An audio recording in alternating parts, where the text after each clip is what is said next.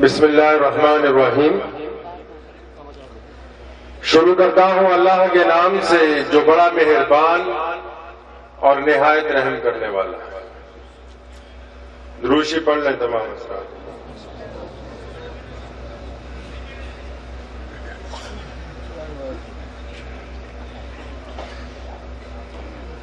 ایک یقین تھا دل میں کہ خدا تو سنتا ہے جب کوئی دوسرا نہیں سنتا۔ ایک یقین تھا دل میں کہ خدا تو سنتا ہے جب کوئی دوسرا نہیں سنتا، بالآخر مجھ پہ یہ راز کھلا، کیا وہ سنتا ہے کیا نہیں سنتا۔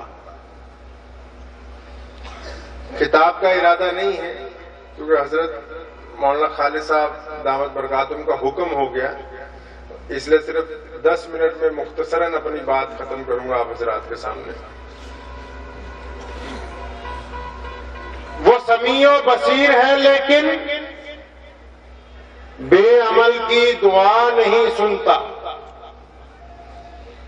یہ فیصلہ ہے دین فطرت کا، یہ فیصلہ ہے دین فطرت کا، یہ فیصلہ ہے دین فطرت۔ کس کو کہتے ہیں بھائی؟ اسلام کو کہتے ہیں۔ ایک یقین تھا دل میں خدا تو سنتا ہے جب کوئی دوسرا نہیں سنتا، بالآخر مجھ پہ یہ راز کھلا، کیا وہ سنتا ہے کیا نہیں سنتا۔ وہ سمیع و بصیر ہے لیکن بے عمل کی دعا نہیں سنتا۔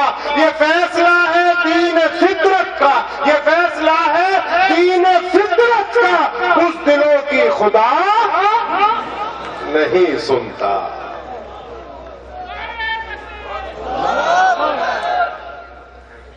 ہمارے اور آپ کے پوری دنیا کے سب سے پیارے نبی خاتم النبیین حضرت محمد الرسول اللہ صلی اللہ تعالی علیہ وسلم، جن پہ ہمارے ماں باپ قربان، ان کی صرف ایک بات میں آپ حضرات کے سامنے رکھنا چاہتا ہوں۔ ایک بات آپ نے اکثر سنی ہوگی، میں بھی کہتا ہوں، ہمارے اکابر بھی کہتے ہیں۔ ہم اکثر اپنے دوستوں کو، بھائیوں کو یا غیر مسلموں کو کہتے ہیں ایمان لے آؤ، کوئی کہتا ہے ایمان بناؤ، کوئی کہتا ہے ایمان کو مضبوط کرو۔ تین باتیں ہیں، ایمان لے آؤ، ایمان بناؤ، ایمان کو مضبوط کرو۔ اب عقل یہ پوچھتی ہے بار بار کہ ایمان لائیں تو لائیں کہاں سے، اور ایمان کو مضبوط کرنا ہو تو وہ کون سا کیمیکل ہے جس سے مضبوط ہو جائے، اور ایمان کو بنانا ہو تو وہ کون سی اینٹ بجری رہتا ہے جس سے ایمان بنا لیا جائے۔ میرے بھائی، اگر اس عمل کو تلاش کرنا ہے تو ہمیں پیارے نبی محمد رسول اللہ صلی اللہ علیہ وسلم کا طریقہ کار دیکھنا ہوگا۔ آج سے 1450 سال پہلے فاران کی چوٹیوں پر محمد رسول اللہ کھڑے ہیں، تمام کفار مکہ کو بلایا، اور بلانے کے بعد نبی علیہ السلام نے ان سے سوال کیا کہ میں تمہارے نزدیک کیسا ہوں، کیا سمجھتے ہو مجھ کو، آخر مجھ پر کیا کوئی الزام ہے؟ تمام کفار مکہ نے بیک زبان کہا کہ آپ جیسا دیانتدار، آپ جہاں قدم رکھتے اس قدم سے صدیق جیسے لوگ پیدا ہو جائیں، آپ جیسا دوسرا کوئی نہیں مکے میں۔ تو نبی علیہ السلام پھر اس پہاڑ پہ کھڑے، سامنے کون ہے؟ ابو جہل ہے، ابو لہب ہے، پوری دنیا کا کفر، اور محمد رسول اللہ کے ساتھ کون؟ ان کے دائیں کون ہے؟ ابو بکر ہے؟ نہیں۔ عثمان ہے؟ نہیں۔ عمر ہے؟ نہیں ہے۔ علی مرتضی ہے؟ وہ بھی نہیں۔ عبداللہ ابن زبیر ہے؟ وہ بھی نہیں۔ خالد ابن ولید جیسا جنرل ہے؟ پتہ لگا وہ بھی نہیں۔ ابو ہریرہ ہے؟ پتہ لگا وہ بھی نہیں۔ پتہ لگا کون ہے محمد رسول اللہ کے ساتھ؟ پتہ لگا دائیں بائیں تو کوئی بھی نہیں، محمد رسول اللہ تو اکیلے۔ اور پھر اکیلے ہونے کے باوجود میرے آقا نے جو پہلا اعلان دنیا کے سامنے کیا، کیا کیا بھائی؟ جو پہلا اعلان دنیا کے سامنے کیا، آپ نے پہلا کلمہ پڑھا بھائی؟ پہلا کلمہ کیا ہے؟ لا الہ الا اللہ ہے کہ اللہ لا الہ ہے بھائی؟ لا الہ الا اللہ ہے نا، لیکن ہمارے ہاں اس کا مفہوم بدل دیا گیا ہے۔ پہلا کلمے کا پہلا لفظ لام الف زبر، لا کے معنی کیا ہے؟ قرآن پڑھو، مسجد میں جاؤ، روزہ رکھو، حج کرو، زکات دو، داڑھی رکھو، نہیں، پہلا لا کا مطلب ان میں سے کچھ نہیں آتا۔ محمد الرسول اللہ نے جو پہلا اعلان دنیا کفر کے سامنے کیا، وہ کسی کی چمچا گیری نہیں تھی، وہ کسی سے ڈرنے کی بات نہیں تھی، وہ کسی سے خوفزدہ ہونے کی بات نہیں تھی، بلکہ پوری دنیا کے کفریہ نظام کو محمد الرسول اللہ نے اکیلے للکارا، فرمایا لا کہ نہیں ہے کوئی عبادت کے لائق، کہ ہم نہیں مانتے سوائے اللہ کے اور کوئی طاقت نہیں ہے۔ نعرہ رسالت، نعرہ رسالت، نعرہ رسالت، مولانا حبیب الرحمان صاحب الدہلوی۔ اب پتہ یہ لگا کہ جب آقا اکیلے ہیں، اب ذرا سی عقل لڑاؤ مسلمانوں، ایک اکیلا آدمی جب دنیا کفر کے سامنے کسی بات کو طاقت سے رکھتا ہے، اس کا مطلب وہ بات کہنے والی جو شخصیت ہے وہ بہادر ہے، وہ ہمت والی ہے، وہ طاقت والی ہے۔ نبی نے ایمان کی بنیاد طاقت پر رکھی، نبی نے ایمان کی بنیاد ہمت پر رکھی، نبی نے ایمان کی بنیاد بہادری پر رکھی۔ پتہ لگا کہ اگر ایمان بنانا ہے تو ہمت کا ہونا ضروری ہے، اگر ایمان لانا ہے تو بہادر ہونا ضروری ہے۔ بزدلی اور ایمان ایک چھاتی میں اکٹھے نہیں ہو سکتے۔ شکل اور صورت سے مسلمان نظر آنے والا بندہ اگر اللہ کے علاوہ دنیا کی دیگر طاقتوں سے خوفزدہ ہے تو خدا کی قسم اس کا نام عبد الرحمان ہو سکتا ہے، وہ مسلمان نہیں ہے۔ تو یہ اسلام کی بنیاد ہے۔ کیا بنیاد ہے؟ کہ ایمان کے لیے کیا ہونا شرط ہے؟ ہمت کا ہونا۔ کس کا؟ ہمت کا ہونا شرط ہے۔ ہمارے ہاں کیا ہے؟ اگر کوئی 4-5 ہمارے دوسرے دوست مل جائیں، وہ کہیں نام الگ الگ رکھے ہوئے، خدا تو ہے کہ ہم تو فوراً گئے حج۔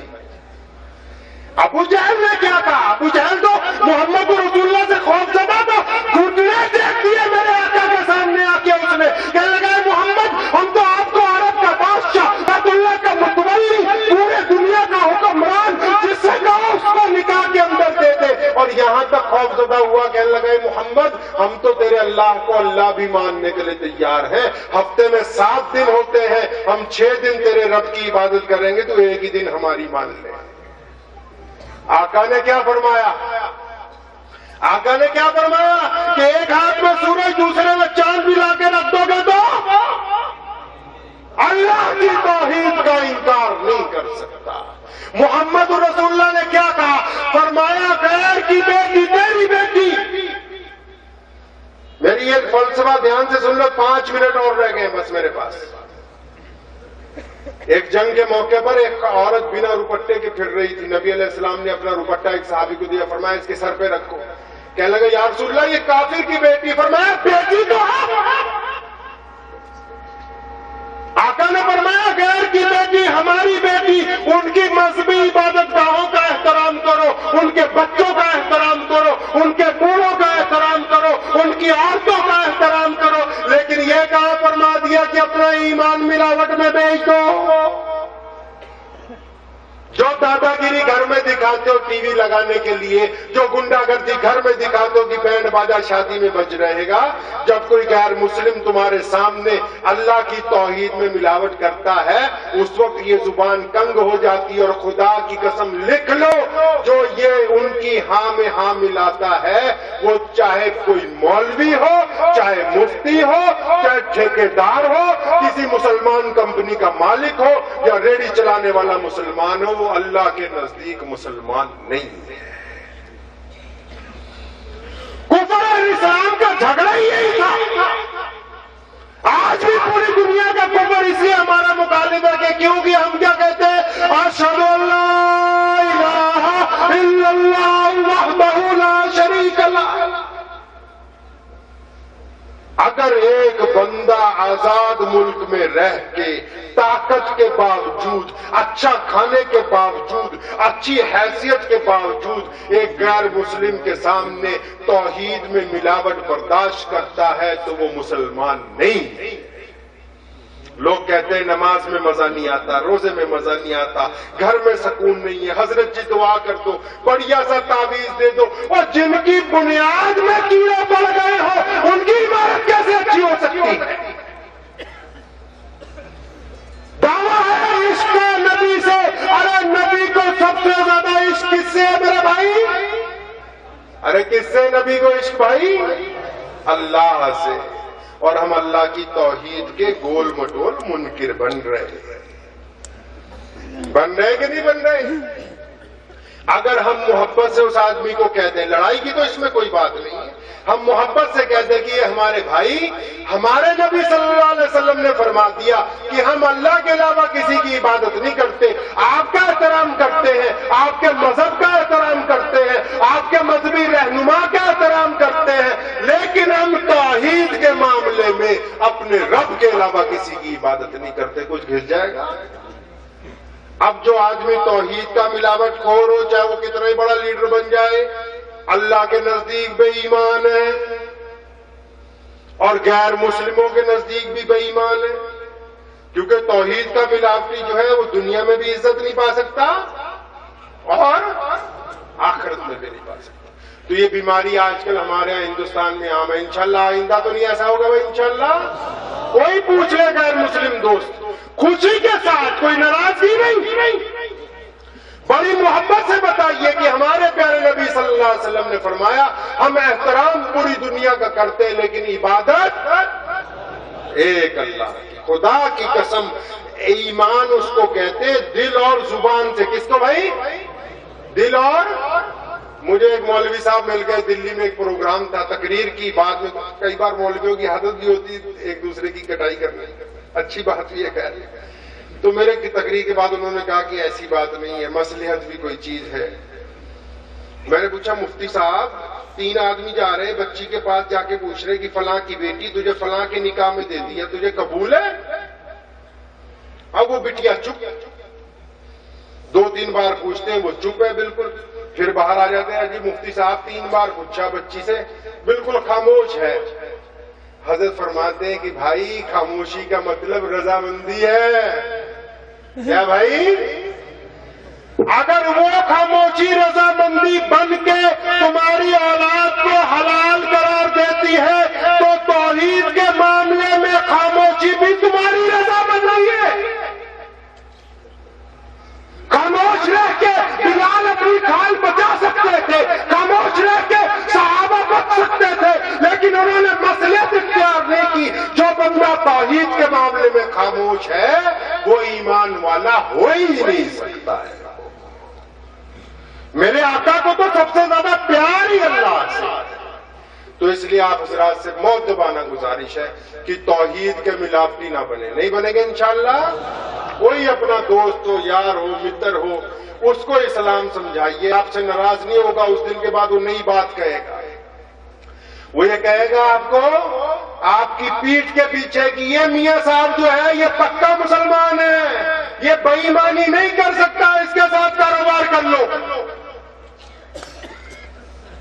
اس سے دھوکہ نہیں مل سکتا، کیونکہ یہ اپنے رب کا وفادار ہے۔ جو خدا کا وفادار ہوگا وہ زمین کا غدار نہیں ہو سکتا ہے۔ یہ فلسفہ پورا ہوا، اب دوسری بات آپ کو سمجھا دوں، 3 منٹ باقی میرے پاس۔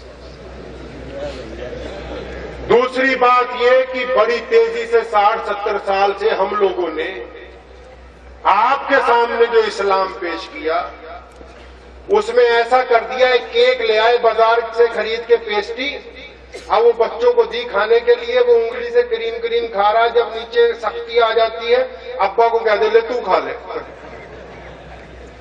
تو یہاں بھی یہی معاملہ ہوا کہ جہاں جہاں آرام تھا، مزے تھے، لذتیں تھیں اسلام میں، وہ ہم نے اپنا لی۔ جہاں قربانیاں تھیں وہ تمام کی تمام ہم نے بند کر کے رکھ دی۔ اس کا نتیجہ کیا نکلا وہ سنتے جاؤ۔ ایک ہی حدیث بتا رہا ہوں۔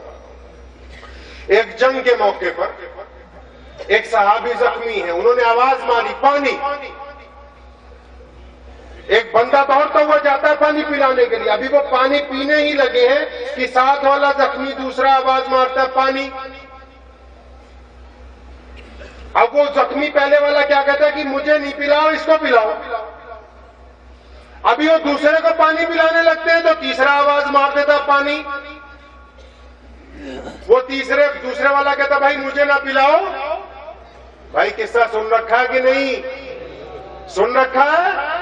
پھر اپنا اور میرا کیوں ٹائم خراب کر رہے ہیں؟ 2 منٹ رہ گئے۔ جب قصہ سن رکھا ہے تو مت سنیے، دوسری بات سنیے۔ ہاں جی، ارے سنی رکھا ہے، سمجھ لو سن رکھا ہے۔ اب 60 سال سے ہم نے آپ کو یہ بتایا کہ میدان جنگ میں صحابی زخمی ہے، ایک پانی مانگتا ہے، اس کو پلانے لگتے ہیں تو کہتا ہے میں مر جاؤں کوئی بات نہیں، میرے ساتھی کو پانی پلاؤ۔ وہ پینے لگتا ہے، تیسرا آواز مار لیتا ہے، وہ کہتا ہے میں مر جاؤں لیکن اگلے والے کو پانی پلاؤ۔ جب تک آخر والے کے پاس پہنچتے سب کی جان نکل جاتی ہے۔ 60 سال سے ہم نے آپ کو یہ تعلیم دی کہ پانی کی فضیلت دیکھو اور ان مرنے والوں کی آپس میں محبت دیکھو، ان کی آپس کے اندر چاہت دیکھو، لیکن ہم یہ نہیں بتا سکے کہ وہ جو جنگ ہوئی تھی کیوں ہوئی تھی، وہ جو صحابی شہید ہو رہا ہے اس کی چھاتی میں تیر کس نے مارا، وہ اگلے والے کی گردن کس نے کاٹی، اس سے اگلے والے کا پیٹ کس نے چاک کیا۔ گویا ہمارے نزدیک صحابہ کا خون کوئی اہمیت نہیں رکھتا، ہمارے نزدیک پانی اہمیت رکھتا ہے۔ ہم نے ایڑی چوٹی کا زور لگایا محمد رسول اللہ کے خون کو چھپانے کے لیے، صحابہ کے خون پر پانی کو فضیلت دی۔ اللہ اکبر، اللہ اکبر، کیا بے نواز مالک ہے۔ اللہ نے پلٹ دیا معاملہ، تم نے پانی کی فضیلت کی، صحابہ کے خون کو نیچے گرایا، اس کی اہمیت ختم کر دی، اللہ نے تمہارے خون کی اہمیت ختم کر دی۔ جس کا دل چاہتا ہے پانی کی طرح بہا دیتا ہے، جس کا دل چاہتا ہے چھوڑ دیتا ہے۔ واہ خدا